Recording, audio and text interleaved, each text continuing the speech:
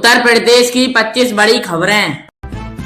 शंकराचार्य ने तीखे लहजों में कहा कि शासन ने उनसे पद और परंपरा का प्रमाण पत्र मांगा जो उन्होंने सौंप दिया है। अब समय मुख्यमंत्री के प्रमाण देने का है, क्योंकि सनातनी समाज उनसे हिंदू होने का साक्ष्य मांग रहा है। उनके अनुसार हिंदू होना केवल भाषणों या भागवे तक सीमित नहीं है, बल्कि इसकी असली कसौटी गो सेवा और धर्म रक्षा है। उन्होंने आरोप लगाया कि उनकी छवि धूमिल करने या प्रयास मुख्यमंत्री के विश्वस्तों के माध्यम से किया जा रहा है। मुक्तेश्वरानंद ने 2 शर्त रखी हैं। पहली मांग यह है कि महाराष्ट्र और उत्तराखंड की तर्ज पर उत्तर प्रदेश में भी गाय को राष्ट्रमाता का आधिकारिक दर्ज मिले।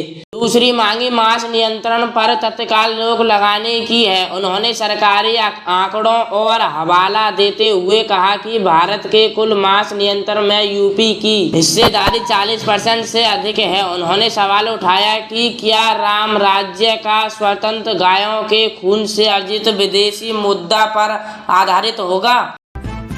इंजीनियर युवक मेहता की मौत के बाद नोएडा सुर्खियों में है। गुरुवार को उत्तर प्रदेश कैबिनेट की बैठक हुई। सूत्रों के अनुसार इसमें नोएडा के लिए एक मेट्रोपॉलिटन कॉर्पोरेशन नोएडा नगर निगम के गठबंधन पर भी चर्चा हुई। ये प्रस्ताव निवासियों के लिए ज्यादा पारदर्शिता, बेहतर नागरिक भागीदारी और बेहतर शहर सेवाओं को सुनिश्चित कर सकता है। पिछले साल मई में सुप्रीम कोर्ट ने यूपी सरकार से नोएडा अथॉरिटी न्यूज ओलखा इंडियन डेवलपमेंट अथॉरिटी को ज्यादा नागरिक केंद्रित बनाने के लिए उसे मेट्रोपॉलिटन कॉर्पोरेशन में बदलने पर विचार करने को कहा है। उत्तर प्रदेश में इंडियन डेवलपमेंट डिपार्टमेंट के additional chief secretary Alok Kumar ने कहा, सुप्रीम कोर्ट ने सरकार के सामने इस प्रस्ताव रखने का निर्देश दिया था। नोएडा के लिए किस तरह का गवर्नेंस मॉडल होना चाहिए और सुझावों में से एक मेट्रोपॉलिटन कॉर्पोरेशन पर विचार करना था। कैबिनेट ने पाया कि नोएडा के मौजूदा कानूनी ढांचे को देखते हुए यातायात स्थिति बनाए रखी जानी चाहिए। नोएडा का गठन उत्तर प्रदेश औद्योगिक क्षेत्र विकास अधिनियम 1976 के तहत किया गया था। इसमें मेट्रोपॉलिटन कॉर्पोरेशन के गठन का कोई प्रबंध नहीं है। सूत्र ने कहा कि कॉर्पोरेशन के गठन के लिए कुछ कानून प्रबंध में बदलाव की जरूरत होगी और इसीलिए यातायात स्थिति बनाए रखने का फैसला किया गया है। मुख्यमंत्री योगी ने जिम्मेदार अफसरों को खत्म निर्देश दिए हैं कि यह सुनिश्चित किया जाएगा कि अल्प वेतन भोगी कर्मचारियों जैसे आशा वाहनों और आंगनबाड़ी कार्यकर्ताओं का मानदेय हर माह तय तारीख को उनके बैंक खातों में पहुंच जाएगा। जिन योजनाओं के केंद्रांशन मिलता है वहां राज्य अपने मद से मानदेय समय पर जारी करें ताकि किसी कर्मी को देरी ना हो। यहां व्यवस्था यथाशीघ्र लागू की जाए। राज्य देश बजट में कर्मचारियों के मानदेय तय समय पर बैंक खाते में पहुंच जाए। सीएम योगी के सख्त निर्देश, इन कर्मचारियों के मानदेय तय समय पर बैंक खाते में पहुंच जाए। सीएम योगी के सख्त निर्देश।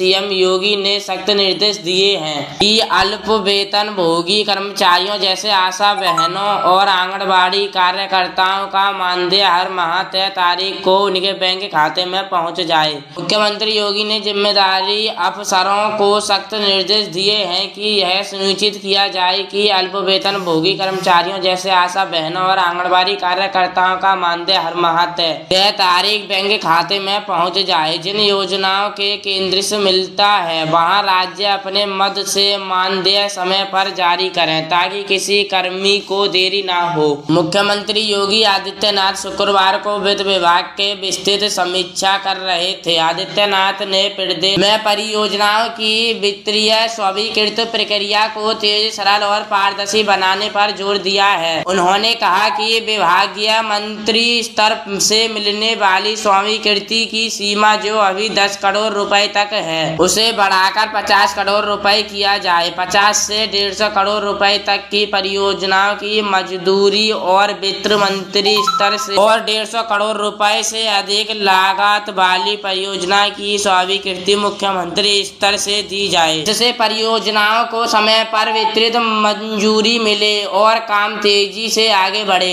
विभागीय नवाचारों को विस्तृत चर्चा। मुख्यमंत्री योगी ने सभी विभागों को निर्देश दिया कि वे अपना वार्षिक कार्य योजना 15 अप्रैल तक हर हाल में स्वीकृत करा लें। समय सीमा का पालन न करने वाले विभागों की सूची मुख्यमंत्री कार्यालय को भेजी जाएगी। उन्होंने यह भी स्पष्ट किया कि किसी परियोजना की लगातार 15 से ज्यादा बढ़ोतरी होने पर विभाग कारण सहित पुनः अनुमोदन प्राप्त करें। उन्होंने राज्य की राजकोषीय स्थित बजट प्रबंध, पूंजीगत व्यय, निर्माण कार्यों की व्यवस्था, एक मुख्य प्रबंध, डिजिटल वित्तीय सुधार, कोषागार प्रक्रियाओं, पेंशन व्यवस्था और विभागीय नवाचारों पर विस्तृत चर्चा की। मुख्यमंत्री योगी ने कहा कि उत्तर प्रदेश को सुगम, पारदर्शी और रिजल्ट ओरिएंटेड वित्तीय प्रबंध का आदर्श राज्य बनाना। इसके लिए सभी विभाग समयबद्धता, गुणवत्ता, पारदर्शिता और डिजिटल प्रक्रियाओं को सर्वोच्च प्राथमिकता दें। उन्होंने निर्देश दिए कि केंद्रीय सरकार की तर्ज पर उत्तर प्रदेश में राज्य गारंटी पॉलिसी लागू की जाए।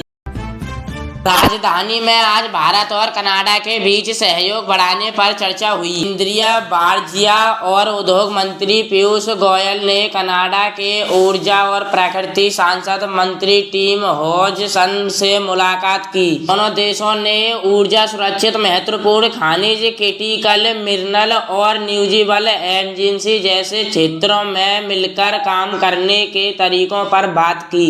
यह मुलाकात बेहद अहम मानी जा रही है, खास तौर से तब जब बीते दिनों ही भारत ने यूरोपीय संघ EU के साथ मुक्त व्यापार समझौता FTA फाइनल किया है। अमेरिकी राष्ट्रपति डोनाल्ड ट्रंप ने घोषणा और धमकियों से EU की तरफ कनाडा का रुख भी अमेरिका के प्रति बदलाव है। भारत ने नजरिए से अहम यह है कि कनाडा के पास हर वो चीज है जो नई दिल्ली को अपनी तरकीब की स्तर बढ़ाने के लिए चाहिए।